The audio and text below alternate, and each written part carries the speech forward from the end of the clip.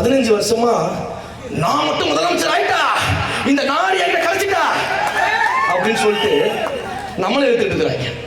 ஏன்னா நாங்களா ஆட்சி அதிகாரத்தில் இருக்கிறோம், நாங்களா ஊழல் பண்ணோம், நாங்களா கஞ்சா வைக்கிறோம், நாங்களா டாஸ்மாக் திறந்து வைக்கிறோம், நாங்களா குடும்ப ஆட்சி பண்றோம், நாங்களா தமிழ் மக்களை இழிவுபடுத்துறோம், நாங்களா மக்களை சுரண்டிக்கிட்டு இருக்கிறோம், நாங்களா ஒரு குடும்ப ஆட்சிக்கு போராடிக்கிட்டு இருக்கிறோம்.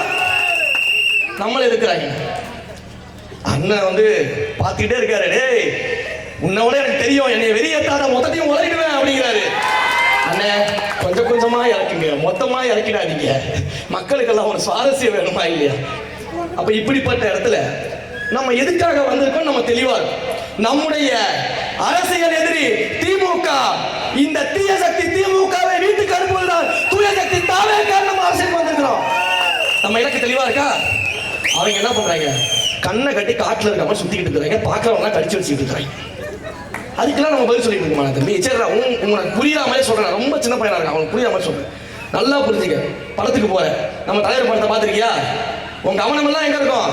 அண்ணன் ஹீரோ, தாவேக்கா ஹீரோ, எதிர திமுக இல்ல. அப்ப இந்த ஹீரோ கிளைமேக்ஸ்ல எப்படிடா வில்லனை தோக்கடிப்பாருன்றதுல உங்க கவனம் இருக்கும்.